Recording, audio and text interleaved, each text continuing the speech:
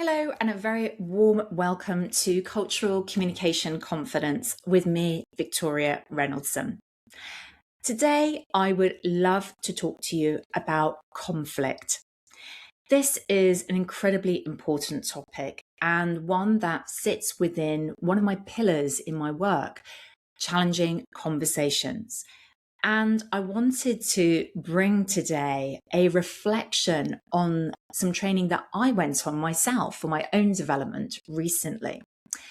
This was with Chloe O'Sullivan from War to Peace and her work, which is all about conflict resolution for professional and personal relationships, has been around, and she's been working in this field since 2009, applying it to global leadership, applying it to programs all around personal development, as well as specific conflict resolution training.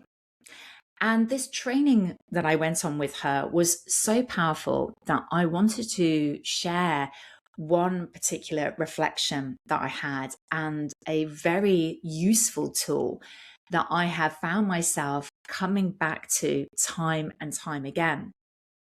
So I have asked Chloe for me to kindly share this on today's episode.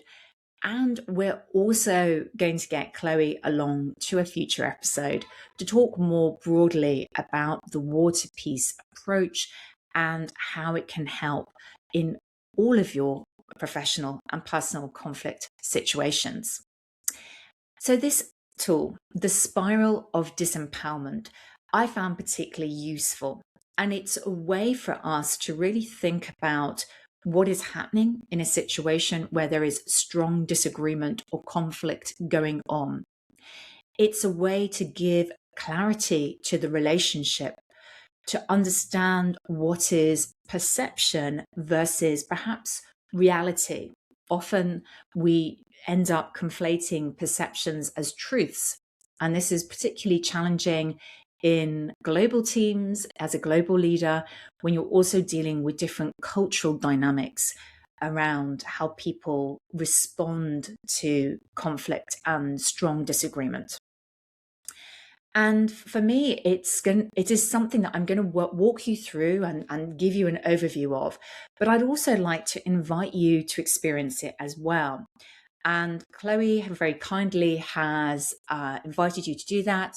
And I'll put a link in the show notes so you can download your own version of the tool and try this out for your own conflict situations. The reason it's so powerful for me is that it's really about separating facts from assumptions.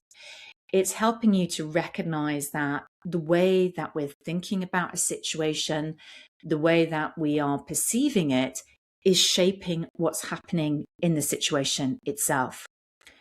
It also gives us that choice to move on from the disagreements that are looping, where we're stuck in behaviors and conversations that are really going nowhere because we are either trying to force a change, we're trying to force the other person to change, or we're trying to focus on the way that we see the situation.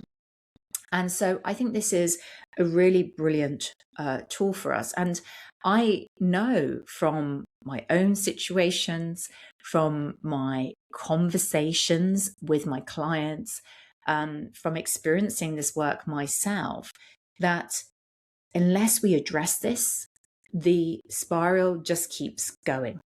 We find no way to break free from it. And so the situation becomes, and the relationship tensions become even more ingrained. And clearly that is not positive for the relationship, for the trust. And that's very important within teams. It's also not great for you personally and individually, because that level of disagreement and conflict has a way of really dragging us down, de-energizing us, and it may slow down projects and initiatives and delivery for sure, but it also will demotivate you as well. And ultimately, we respond in many different ways to that.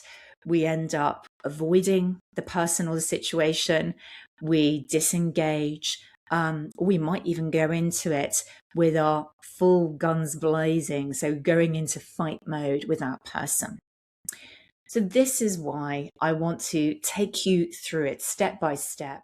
And, my view is there is so much conflict in the world today, whether we're looking at it from a professional lens, from a personal lens, or even the macro level geopolitically. This work is very much needed. And I feel very passionately that the more that we can understand conflict and our role in that and how we can take action to resolve it, this makes a better world for us individually, collectively, and as the world, literally, globally. So now let's get into how the spiral works. And we're going to focus in on imagining you have the spiral, which is 4 sections on a page. So imagine a page divided into 4 boxes, 2 at the top, 2 at the bottom. The first box, top left, is they do. Now, I want you to think about a situation you could apply this to straight away, where you are interpreting and looking at the conflict. But for this first section, I want you to just focus in on what is observable behaviour. Almost like there is a video camera filming the situation and you are reporting what that recording says or what a third person might say about it. So let's apply it to a situation so you can see it, how it might work. They do, let's say there is an urgent email you've sent to somebody in another country, they're from another culture, and you have told them it's urgent to get an answer, to get the information you need, and that you need that information within 2 days. So you've been quite explicit and quite direct about what you need. And let's imagine it's 3 days later and they haven't replied. So in this first section, this first box, they do. They haven't replied to the email. You sent an email being very clear about your deadline. There is no response. That's all that sits within that box. No interpretation, no meaning, just purely the facts. Then you move in to the second box, and this is top right. That second box is all about I perceive. Now, this is the feelings or the emotions that you might assign to what's going on here. You might think they're unhelpful. You might say or think in your own head they're unprofessional. Maybe even that they're rude or not respectful of you. And that is the feelings and emotions that you perceive out of this situation. The third box is the bottom right. Now, the third box is all about I become or do. This is your reaction to the situation, from the observable facts to your perceptions to how you respond to that. And in the situation that I've described, in that third section, I do, I become, you might take, depending on your behavioral style driven by culture, you might go in fighting. You might phone them up and tell them what you think of them and that you are disappointed and frustrated. You might complain to others in your own team about how unhelpful that person is. You might avoid them altogether, or maybe you act coldly to them in one next meeting that you are in together. These are kinds of behaviors that might come out of this particular spiral of disempowerment. Now, the fourth box is perhaps the most challenging box, and I know this myself, how challenging I found this. This box is they perceive. This is the one where instead of looking at the full spiral, I want you to now cover up the top 2 boxes. So rather than looking at they do and I perceive, just purely look at the third box, which is all about I do, I become.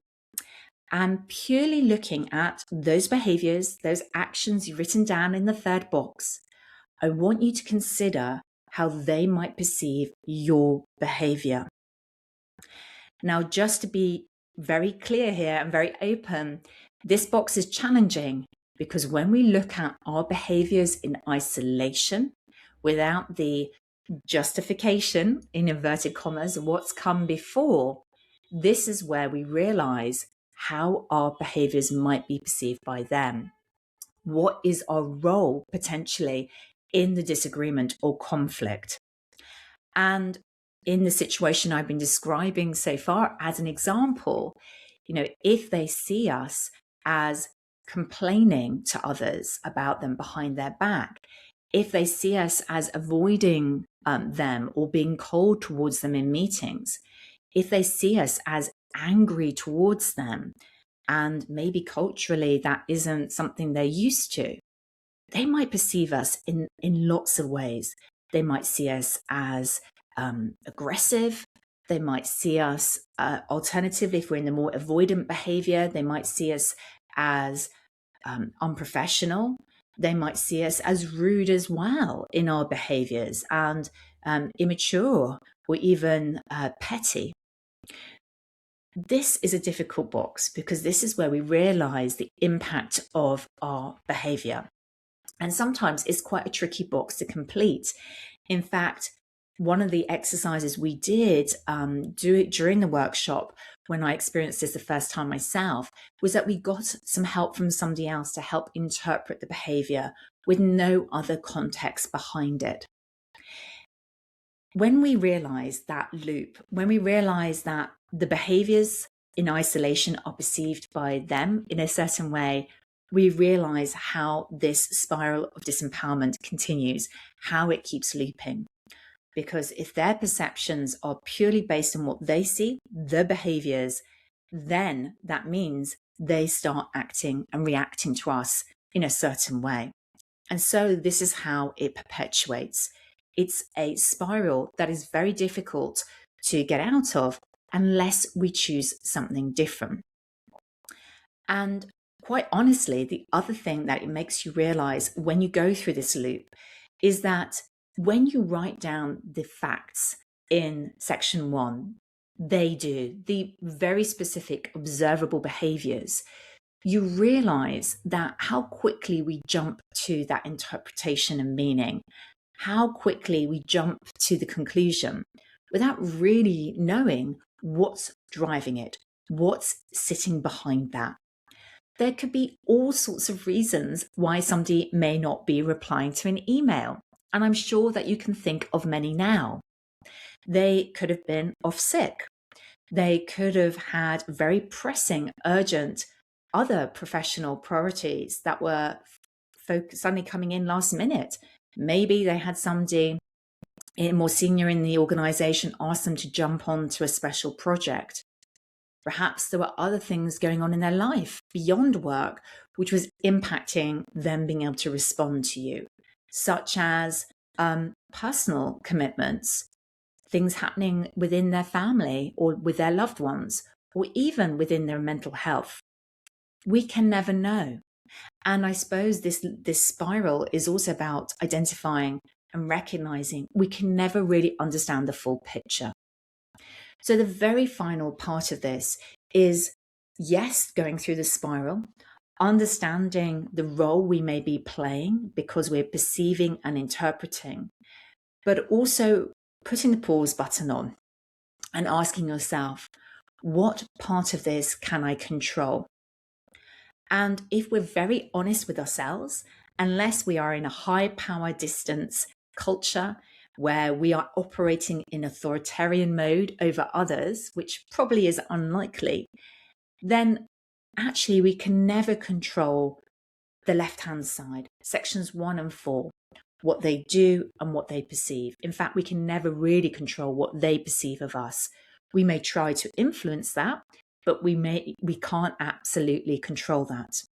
So when we realize this, that we can't change others' behaviors and certainly not their perceptions, then we have to focus on the right-hand side of this spiral of disempowerment.